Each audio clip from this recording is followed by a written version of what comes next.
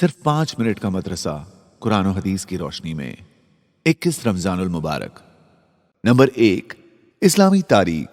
उम्मुल मोमिनीन हजरत आयशा रजी अल्लाह अन्हा।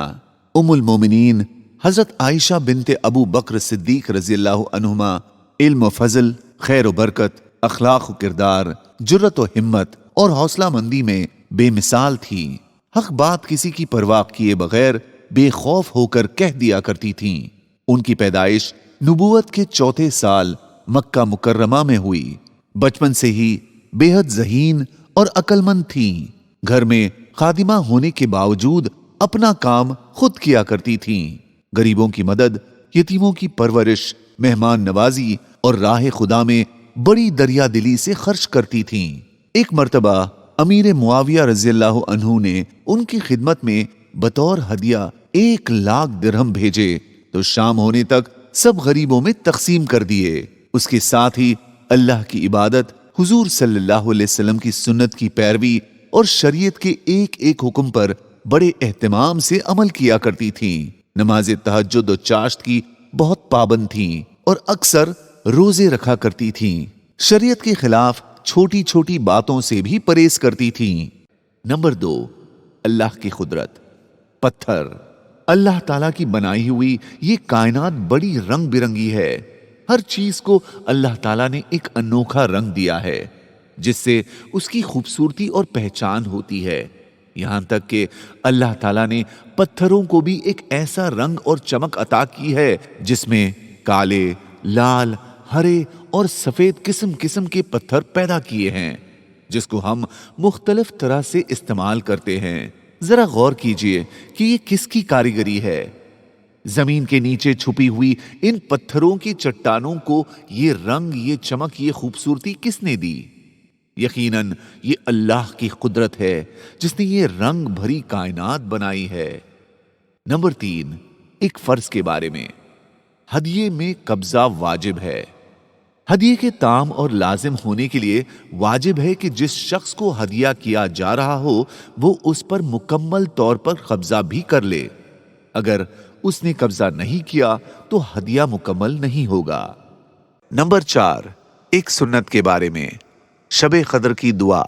हजरत आयशा रजी अल्लाह अन्हा ने अर्ज किया, या रसूल अल्लाह, अगर मुझे मालूम हो जाए कि कौन सी रात शबे कदर है तो उस रात में क्या दुआ करूं?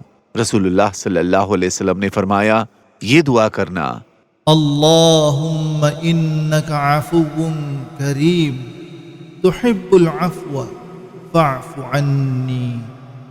तर्जुमा, ऐ अल्लाह, बेशक तू माफ करने वाला और करम करने वाला है और माफ करने को पसंद करता है, लिहाजा मुझे भी माफ फरमा दे। नंबर 5, एक अहम अमल की फजीलत। लैलतुल क़द्र में इबादत करना। रसूलुल्लाह सल्लल्लाहु अलैहि वसल्लम ने फरमाया, जो शख्स लैलतुल क़द्र में ईमान और सवाब की नीयत से इबादत के लिए खड़ा होगा तो उसके पिछले सारे गुनाह माफ कर दिए जाएंगे। नंबर 6, एक गुनाह के बारे में।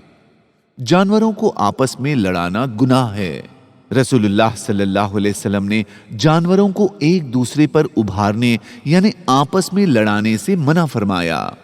फायदा, मेंढों, बैलों और बकरों और इसी तरह परिंदों यानी मुर्गा, कबूतर, बटेर वगैरह को आपस में लड़ाना बहुत बड़ा गुनाह है। नंबर 7, दुनिया के बारे में। दुनिया के मुकाबले में 2 रकात की कीमत।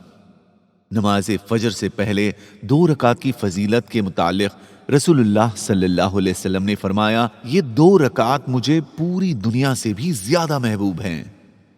नंबर 8, आखिरत के बारे में। जन्नत के फल आपस में मिलते जुलते होंगे।